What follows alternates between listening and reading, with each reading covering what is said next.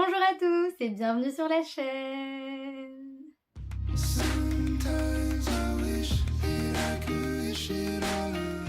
Aujourd'hui on se retrouve pour une sélection de livres parfaits pour l'automne, même si oui je sais le mois de novembre se termine, le mois de décembre arrive, donc c'est plutôt l'hiver qui arrive aussi.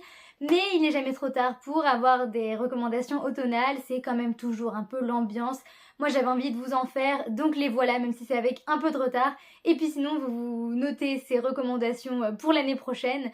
Je suis sûre que vous allez trouver votre compte. Et puis il y a certains livres qui peuvent même se lire dans la période hivernale. Donc c'est parti. On commence avec U4 de Vincent Villeminot, donc ici c'est le tome Stéphane, donc c'est une saga post-apocalyptique et chaque tome est écrit par un auteur différent et on suit des personnages différents mais qui se regroupent et se recroisent dans l'histoire.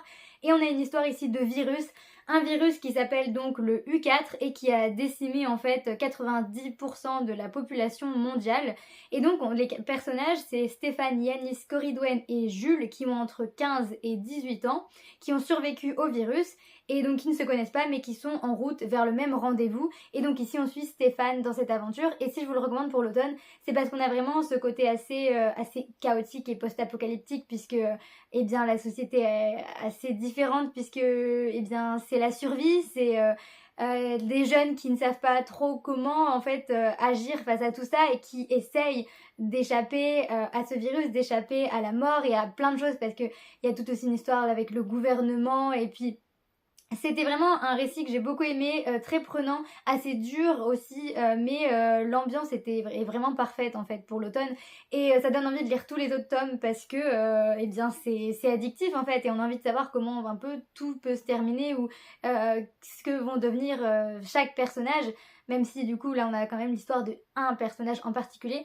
Mais vraiment c'était vraiment bien, une bonne lecture avec une bonne ambiance et puis les récits avec des virus etc. Moi j'aime bien, ça fait toujours le job on va dire et puis la plume de Vincent Villeminot est très prenante, c'était génial.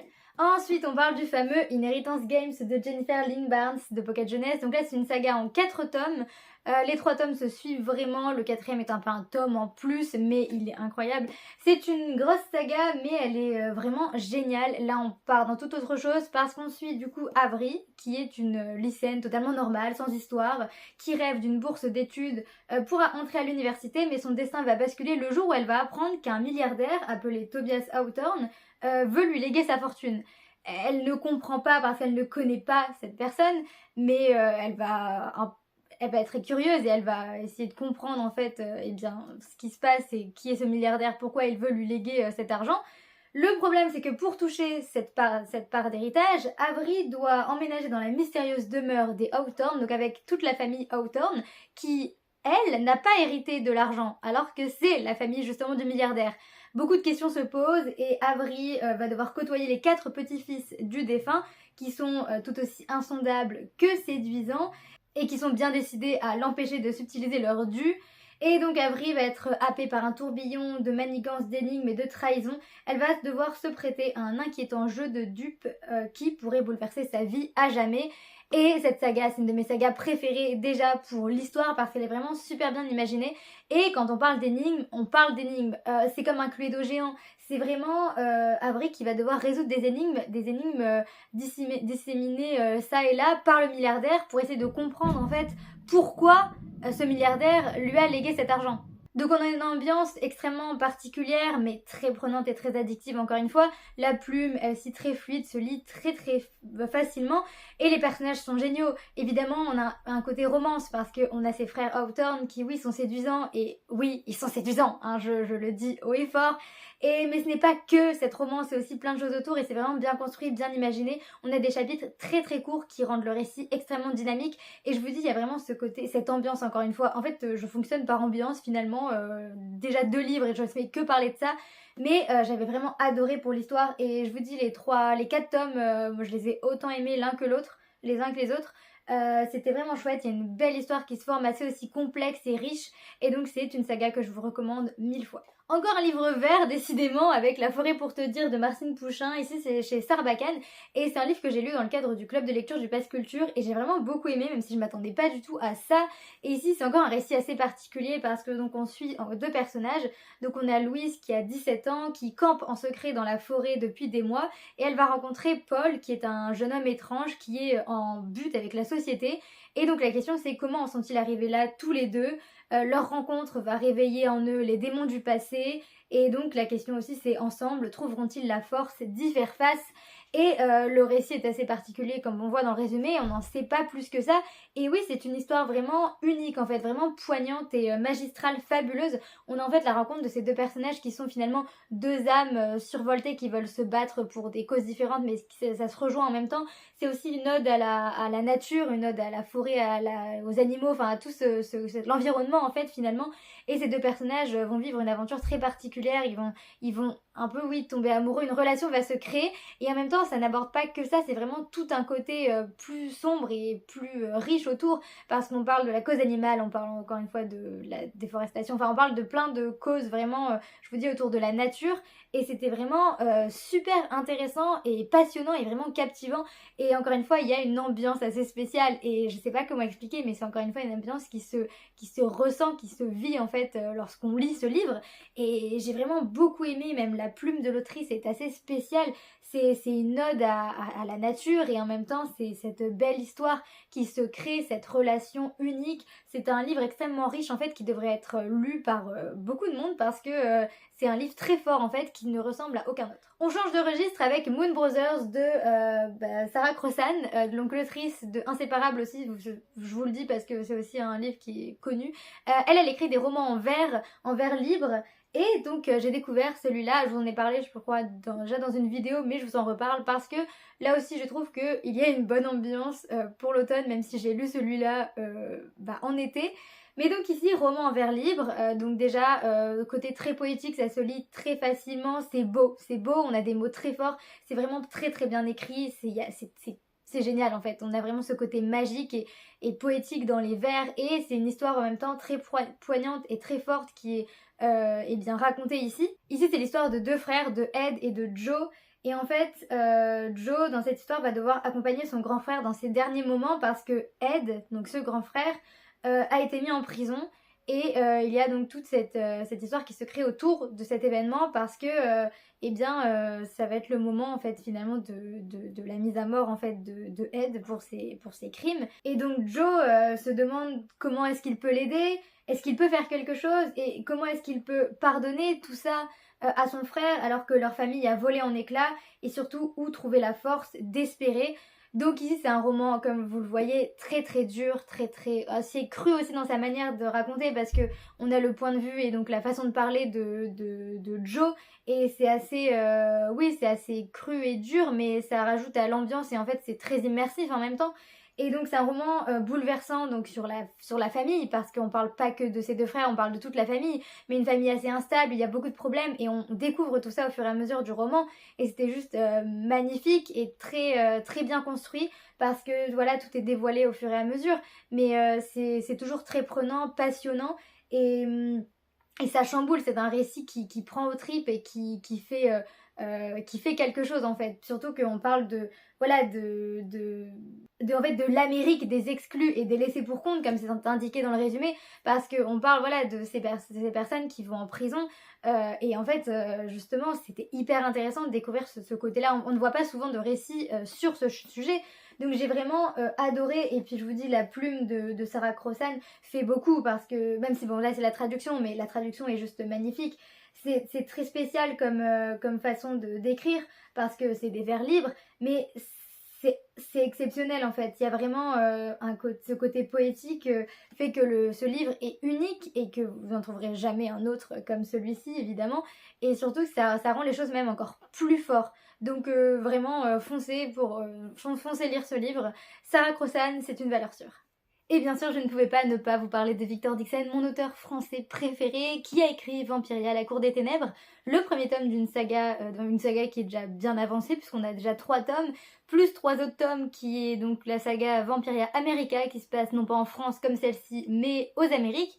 Et ici c'est le roman parfait pour l'automne, pour frissonner pour ceux qui aiment les vampires, parce que ici on est en fait dans un univers dans lequel Louis XIV, donc le roi de France, le roi Soleil, n'est pas mort à la date à laquelle il est mort dans notre réalité, mais en fait il s'est transformé en vampire et depuis il règne en despote absolu sur une partie du monde et les nobles sont donc des vampires tandis que les roturiers, donc ceux qui sont tout en bas on va dire dans les classes sociales, eux doivent nourrir en fait les vampires de leur sang régulièrement et on va suivre notre héroïne Jeanne qui elle est une roturière et qui par un concours de circonstances va atterrir dans l'école qui forme en fait les écuyers du roi, donc les personnes les plus proches du roi qui vont l'assister et qui vont devoir remplir des missions pour lui.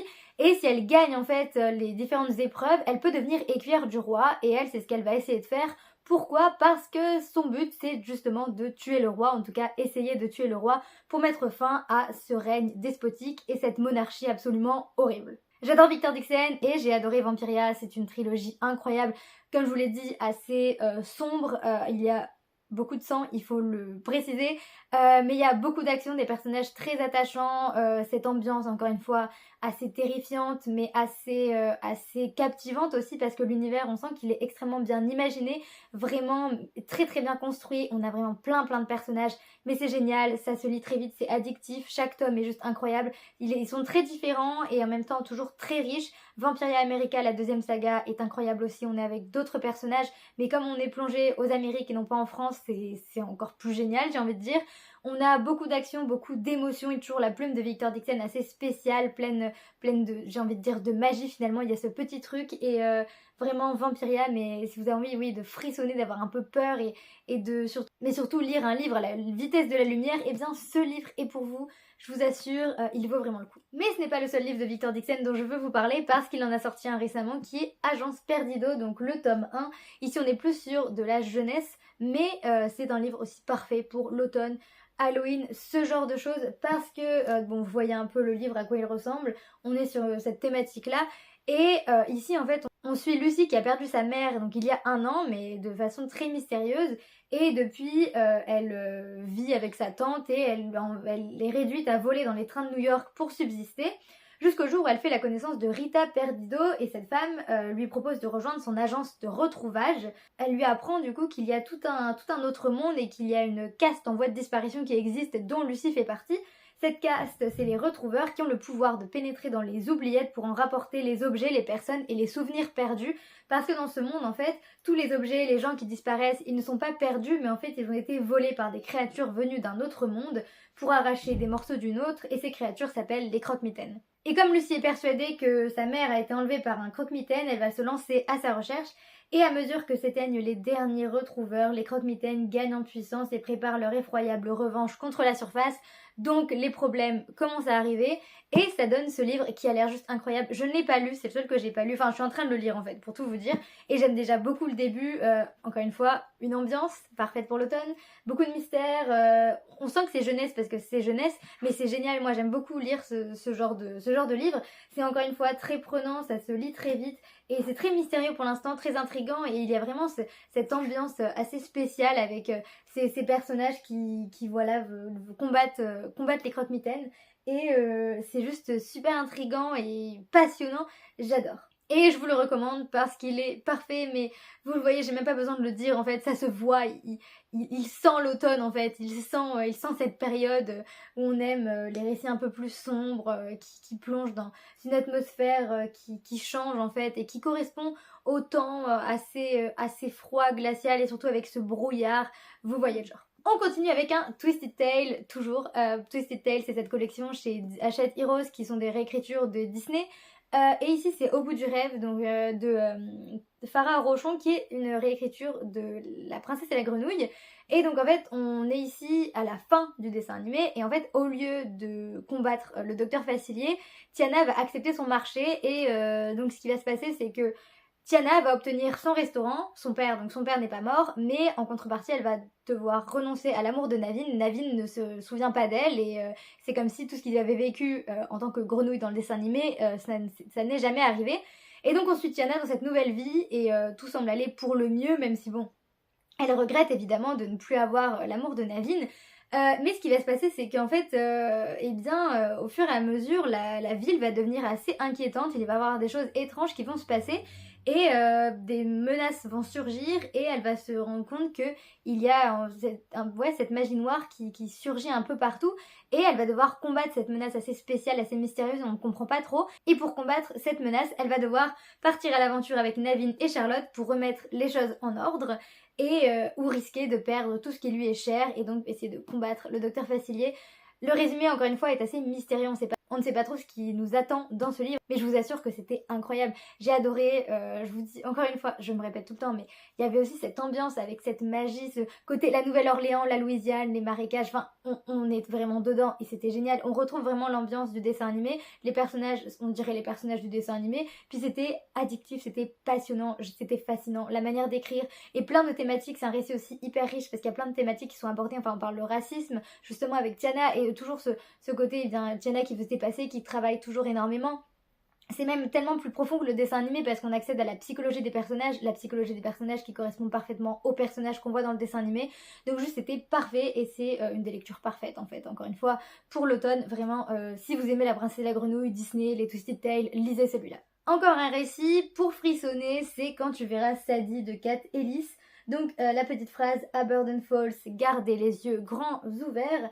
Et oui, parce que ici, donc dans la ville de Burden Falls, on vit avec les légendes locales quand on grandit dans cette ville. Et une des légendes qui fait vraiment frissonner tout le monde, c'est la légende de Dead Eye Sadie, parce qu'il paraît qu'avant de mourir, on la voit, Sadie, et c'est ce qu'a toujours entendu notre héroïne Ava Thorne. Mais Ava, elle n'a jamais voulu y croire, évidemment. Jusqu'au jour où elle découvre le cadavre de sa pire ennemie de lycée et donc là la légende devient un peu trop réelle à son goût. Fantôme ou non, il y a un tueur en liberté à Burden Falls et il semblerait en avoir après la famille Thorne. Donc c'est ce qui va se passer dans ce roman, cette enquête pour découvrir ce qui se passe dans cette petite ville et surtout beaucoup de questionnements parce que oui, que se passe-t-il et qui est ce meurtrier? Est-ce qu'il y a vraiment un meurtrier? Est-ce qu'il y a vraiment un fantôme? C'est un roman, oui, j'ai envie de dire, oui, terrifiant. Donc une histoire paranormale, mais en même temps un thriller, vraiment un thriller psychologique qui fait poser beaucoup de questions. C'était hyper prenant, haletant. On ne peut pas s'empêcher de dévorer le roman parce que nous aussi on veut savoir ce qui se passe. Et c'était surprenant aussi parce que je m'attendais pas à la fin, je m'attendais pas à tout ce qui se fait passer. Et il y a vraiment, oui, l'ambiance avec cette ville assez sombre, terrifiante, le brouillard, la forêt, les fantômes. Donc j'ai adoré ce côté-là et des personnages très attachants. C'est vraiment un très très bon thriller comme j'aime en lire à l'automne. Donc si ça vous tente, lisez Quand tu verras Sadie, qui vous fera passer un bon moment, même si vous risquez peut-être d'avoir un peu peur, mais c'était vraiment génial. Là, pas un roman qui fait peur, mais un roman dont je vous ai parlé il y a pas longtemps, qui est Heartless de Marissa Meyer, chez Pocket Jeunesse, qui est donc une réécriture de, pas Alice au Pays des Merveilles, mais en fait l'histoire de la Reine de Cœur, et c'est le passé de la Reine de Cœur, donc qu'est-ce qu'elle était avant de devenir la Reine de Cœur que l'on connaît dans Alice au Pays des Merveilles. Et encore une fois, si je vous le propose pour l'automne, c'est aussi pour cette ambiance, parce que je sais pas, je trouve qu'il y avait vraiment un côté automnal en fait. Parce que l'ambiance qu'on a ici, c'est l'ambiance du Pays des Merveilles, et c'est juste extrêmement bien retranscrit. On a toute cette folie, on a des personnages que l'on connaît, qu'on retrouve, le Chapelier Fou, le Lièvre de Mars. Donc on a Catherine, c'est donc la Reine de Cœur qui vit, enfin elle n'est pas encore Reine de Cœur, mais elle vit dans le royaume de Cœur. Et elle veut devenir pâtissière, elle a des rêves plein la tête, elle a ses amis, etc. Mais tout va un peu basculer lorsque ses parents vont lui un peu la forcer, enfin, et le roi aussi, parce que le roi veut épouser Catherine et ses parents veulent que Catherine épouse le roi, enfin, pour qu'elle devienne la Reine de Cœur, voilà, hein, c'est dit. Mais Catherine, elle ne veut pas se marier avec lui, donc elle va essayer d'esquiver ça, mais ça va être compliqué. Et l'autre problème, c'est que Catherine va tomber amoureuse de quelqu'un d'autre, du bouffon du roi qui s'appelle Badin, qui est charismatique, qui est mystérieux, qui est juste incroyable. Voilà, c'est son histoire en fait. Et comme le dit la petite phrase de fin du résumé, c'est « Malheureusement, au Pays des Merveilles, où s'entrechoquent magie, folie et monstres, les contes n'ont pas tous une fin heureuse. » Et cette phrase résume parfaitement le livre, parce que oui, eh bien, il faut s'attendre à ce que ça ne se termine pas bien, parce que justement, comment Catherine est-elle devenue la Reine de Cœur, cette femme horrible et sans cœur? Eh bien, pour le savoir, lisez ce livre et j'ai adoré pour la richesse de l'univers et de la plume et de l'écriture.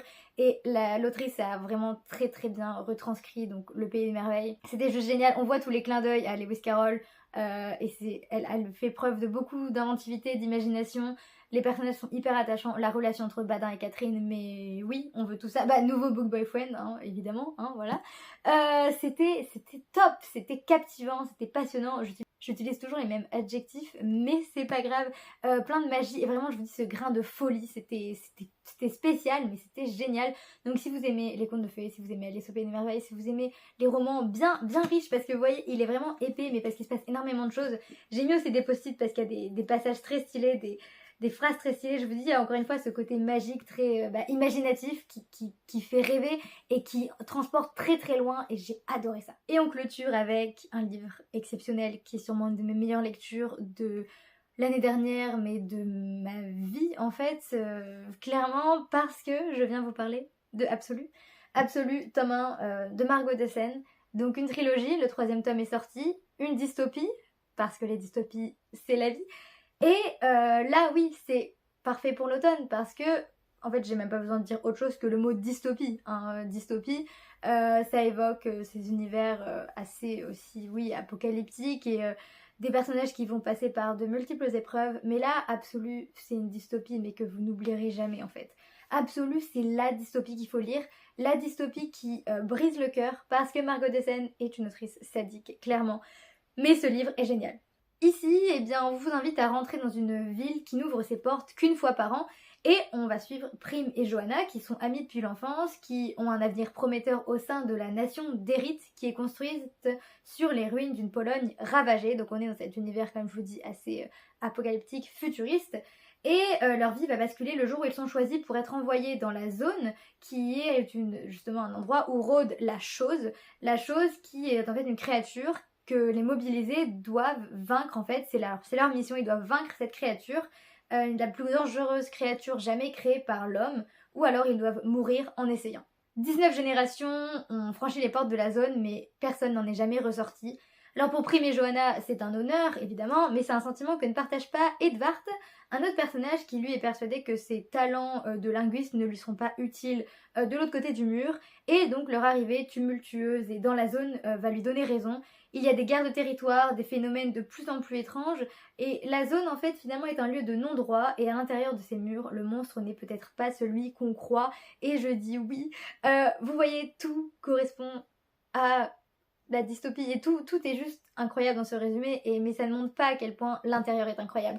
On a beaucoup de points de vue, ça il faut le savoir pour ceux qui n'aiment pas trop forcément ça, mais moi je trouve que franchement ça se lit très très bien quand même. On a des personnages très riches, attachants, réalistes, c'est un univers très immersif. La plume de Margot Dessen est juste pépite. Je vous dis, c'est très immersif, on est plongé dans ce roman avec les personnages, on vit chaque seconde avec eux et on ressort du livre mais totalement chamboulé et bouleversé. Parce qu'on a vécu tout ça et parce qu'on le vit très très mal, parce que comme je vous le dis, il y a beaucoup de retournements de situation, beaucoup d'actions, beaucoup de souffrance, mais on aime ça finalement, et je ne peux pas expliquer à quel point mon amour pour cette saga est important en fait, parce que ça se passe de mots et c'est encore une fois un livre qui ne se lit pas en fait, qui se vit, qui se ressent en fait, qui ne s'explique pas.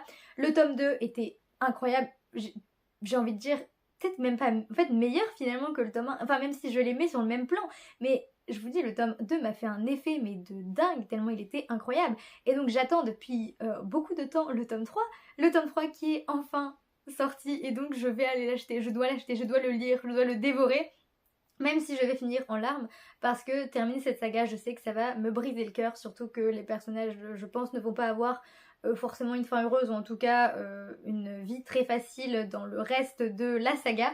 Donc Absolu, valeur sur dystopie, bref, il faut le lire. C'est très très bien écrit et c'est génial en fait, c'est très très bien imaginé aussi. On a une histoire qui est aussi très riche, très unique et extrêmement complexe, qui est aussi très très bien amenée parce qu'on ne comprend pas forcément tout au début, mais tout est amené au fur et à mesure, et ça c'est le talent de Margot Dessen qui est une autrice de génie. Voilà, c'est tout pour ces recommandations pour l'automne. J'espère que ça vous aura plu, j'espère que vous allez découvrir ces livres si ce n'est pas encore fait. Sinon, n'hésitez pas à me dire en commentaire si vous avez lu certains des livres. Et si vous avez des livres aussi parfaits pour la période, n'hésitez pas à me les recommander aussi en commentaire parce que moi ça m'intéresse toujours. Comme vous l'avez compris, là c'est vraiment l'ambiance en fait qui correspond bien à l'automne. Et même si je sais que je me suis répétée, je vais vous le répéter, oui, il y a cette ambiance en fait. Et c'est très important, je sais pas, pour moi, ça correspond à l'automne. Je ne sais pas comment expliquer, donc vous lisez ces livres et puis vous me direz si j'ai raison ou si vous me comprenez. En tout cas, j'espère que vous avez passé un bel automne parce qu'on arrive quand même sur la fin, même si techniquement la fin c'est le 21 décembre. Je vous ferai une vidéo de recommandations pour l'hiver parce que là aussi j'en ai et je pense que ça peut vous plaire. J'ai très hâte encore une fois de vous parler de aussi de mes dernières lectures parce que j'ai fait des très belles lectures. Et en attendant, je vous souhaite de passer une bonne fin de novembre, mais surtout un bon mois de décembre. Et sur ce, je vous dis à la prochaine dans une prochaine vidéo. Salut!